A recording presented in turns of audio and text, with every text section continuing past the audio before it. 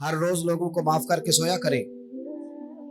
پہلے تو اس طرح کا کوئی کام ہی نہ کریں. ایک شخص نے جملہ کہا تھا، لکھا تھا، کمال لکھا تھا. اس نے کہا تھا کبھی ایسا کوئی کام نہ کرنا کہ کوئی تمہاری وجہ سے جا کے رب کے سامنے رونا شروع کر دے. ایسا کوئی کام نہ کرنا کہ کوئی بندہ تمہاری شکایتیں اللہ رسول کو لگائے. اس طرح کا کبھی کام نہ کرنا کہ وہ تڑپ اٹھے اور کہے اب تمہارا شکوہ میں نے وہیں کرنا ہے. کچھ لوگوں کی شکایتیں کرنی پڑتی ہیں اللہ رسول کی بارگاہ میں بھی، اپنے مشائخ کی بارگاہ میں کر دیتے ہیں. بعض اوقات انسان وہ بے بسی کے عالم میں کرے یا بہت زیادہ تکلیف اسے سہنی پڑے تو تب کرے، ہو جاتا ہے. تو ایک تو ایسا کرے نا، اور کوشش کریں لوگوں کو معاف کر دیں، اپنے دل سے چیزیں نکال دیں. ہم معافی نہیں دیتے، کبھی کبھی صلح تو کر لیتے ہیں، صلح ہو جاتی ہے. پنچایت میں صلح ہو گئی، پھر لڑائی ہوئی، پھر بات شروع سے شروع ہو گئی کیونکہ ہم نے معافی، پھر وہ بات شروع ہو گئی 1955 سے. تو وہ بھی آکھیا سی، تو اے بھی کیتا سی، وہ بننے والی گل یاد ہی او بس کر یار، کچھ بھولے بھی تو. بچے پتہ کیوں خوش رہتے ہیں؟ آپ کو پتہ ہے بچے کیوں خوش رہتے ہیں؟ بچوں کو بات بھول جاتی ہے. اس لیے بچے، اماں نے ادھر 2 تھپڑ مارے 3-4 منٹ پہلے، اور اگلے 5 منٹ میں اماں نے پھر ماتھے کا بوسہ لیا تو بھول گئی بات. اللہ کرے کوئی تھوڑے تھوڑے بچے بھی بن جائیں. یہ جو بہتے سیانے ہیں نا، ان کا بھی اللہ ہی حافظ ہے. عقل زیادہ آ گئی ہے نا. اس لیے اقبال جیسے لوگوں نے کہا تھا خرد کی گتھیاں سلجھا چکا ہوں، یا رب مجھے صاحب جنوں کر دے، صاحب جنوں کر دے، صاحب اللہ کوئی تھوڑا سا مجھے مجنون بھی بنا. یہ زیادہ عقل تو کسی کام کی رہی نہیں، پاگل کر دی، پاگل کر دی. بہت سارے لوگ ایسے زیادہ سمجھدار ہوتے ہیں، لہذا معافی دینے کو تیار ہے. معافی دیں. جب کوئی معافی کا مطالبہ کرے تو اسے معافی. سب سے مشکل کام ہوتا ہے لمبی لسٹ والے دشمن کو معاف کرنا. لسٹ جس کی لمبی ہو نا غلطیوں کی، ایک آدھ غلطی تو معافی ہو جاتی ہے. کچھ لوگوں کی لسٹ بھی بڑے کچھ عادی مجرم بھی ہوتے ہیں، لسٹ لمبی ہوتی ہے، ان کو معافی دینا بھی تھوڑا سا مشکل ہوتا ہے. لیکن کمال بھی یہ ہے کہ جس کی لسٹ لمبی ہو اسے یک جنبش قلم بندہ معاف کر دے. کو چھٹی ہو گئی، جا تجھے معاف کیا. اور یہ ہمیں کیوں کرنا چاہیے کہ میرا رب بھی ایسے کرتا ہے، میرا رب بھی ایسے وہ گنواتا تو نہیں نا، یہ بھی کیا، یہ بھی کیا، یہ بھی کیا. حضور فرماتے ہیں، ذرا سننا حدیث. حضور فرماتے ہیں کچھ لوگوں پہ اللہ کرم کی چادر ڈال کے نا قیامت والے دن، یہاں بھی اس نے پردہ رکھا تھا تو وہاں بھی کرم کی چادر ان پہ ڈلے گی.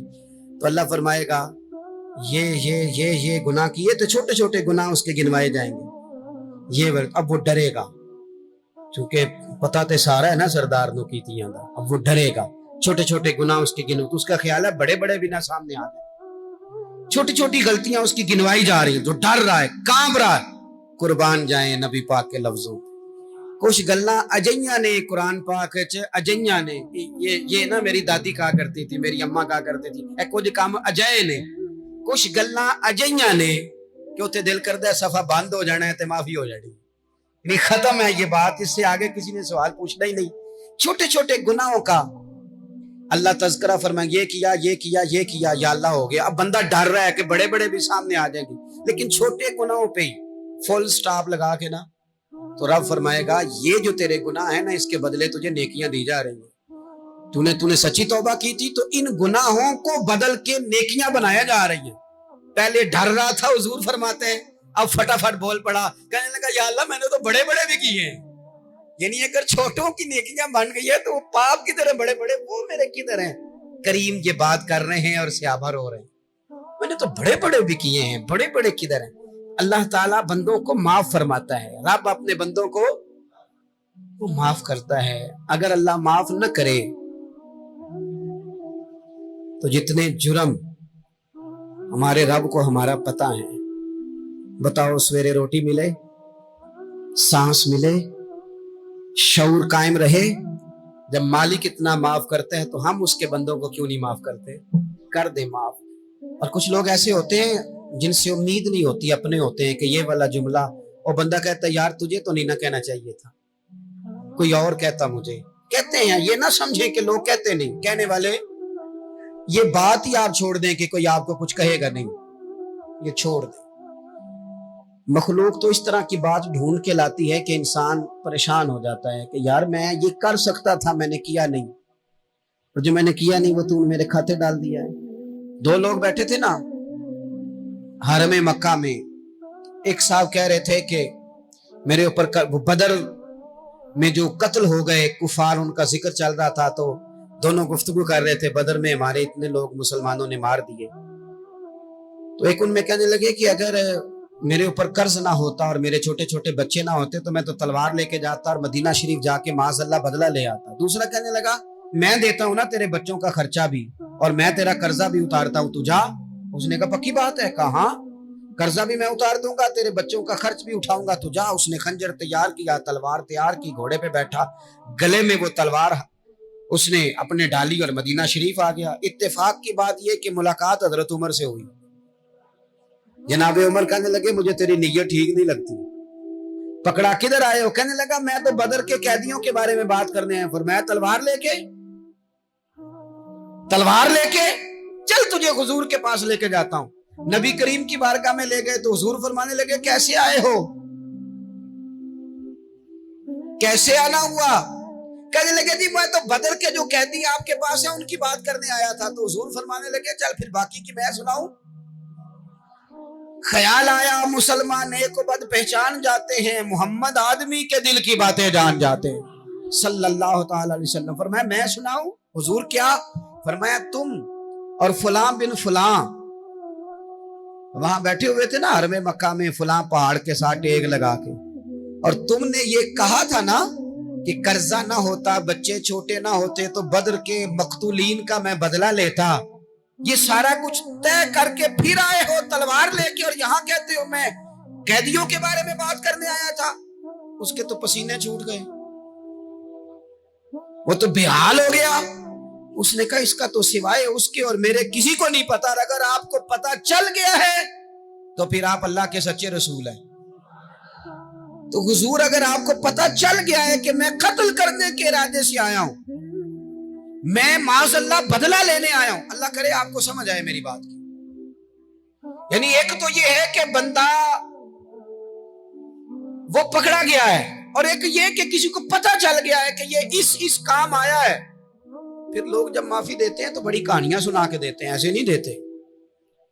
حضور اب آپ کو پتا چل گیا ہے تو کیا کریں گے؟ تو حضور فرمانے لگے تو بتانا تیرے ساتھ کیا کریں. اس نے کہا کہ میں نے سنا ہے آپ معاف بڑا کر دیتے ہیں. یعنی یہ گھر سے کوئی پیار کرنے نہیں آیا, پھولوں کا گلدستہ لے کے نہیں آیا, تلوار لے کے آیا, لیکن یہ میرے محبوب کا حوصلہ ہے. اور آیا بھی این مسلمانوں کے بیچ ہے, جو چاہیں اس کے ساتھ کر سکتے ہیں. اس نے کہا معاف کر دے, تو حضور نے فرمایا جا میں نے معاف کیا. حضور نے معاف کیا. وہ کہتا حضور معاف کر رہے تھے اور رب میرے دل میں ایمان کو تازگی عطا فرما رہا تھا. حضور نے معاف کیا اور میں نے کلمہ پڑھنا شروع کر دیا. ایسے لوگ سامنے کھڑے ہو گئے فتح مکہ کے دن کہ جن کے چہروں سے ان کی زیادتیاں عیاں ہو رہی تھیں, ان کے ظلم چھلک رہے تھے چہروں سے. حضور کے سامنے کھڑے ہیں, کانٹے بچھانے والے بھی, روڑے مارنے والے بھی, گلے میں رسیاں ڈال سارے کھڑے ہیں. حضور نے فرمایا بتاؤ تمہارے ساتھ کیا سلوک کروں. انہوں نے کہا آپ کریم ہیں. تو حضور نے پتہ کیا کہا؟ قرآن پاک میں ایک سورہ یوسف ہے, کچھ لوگوں کو لفظ یہ قصہ بھی بڑا برا لگتا ہے, تو اللہ فرماتے ہیں نحن نقص علیک احسن القصص. محبوب ہم آپ کو ایک سونا قصہ سنانے لگے. اس کو اللہ نے قصہ کہا, سونا قصہ, سورہ یوسف کو. تو سورہ یوسف کیا ہے بھلا؟ ذرا انداز دیکھیے سورہ یوسف کا. پہلے حضرت یوسف لاڈلے ہیں باپ کے, لاڈلے, پھر اسی جناب یوسف کے منہ پہ تماچے ہیں, پھر وہی جناب یوسف کنویں میں ہیں, پھر کنویں سے بچ گئے. کنویں میں گرا بھی بندہ کبھی بچتا ہے, بچ گئے. اللہ کی شان ہو تو بچ جاتا ہے, بچ گئے. فرماتے ہیں میں نے سمجھا بچ گیا ہوں, جب بچ گیا تو بڑی تکلیف ہوئی.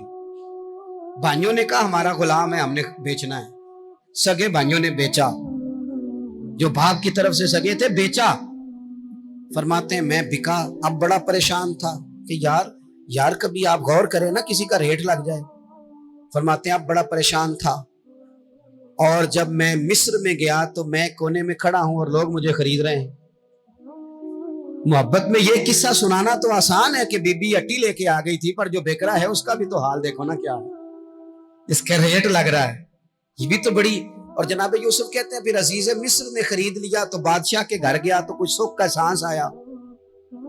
یہ حضرت یوسف ہیں، یہ لاڈلے ہیں.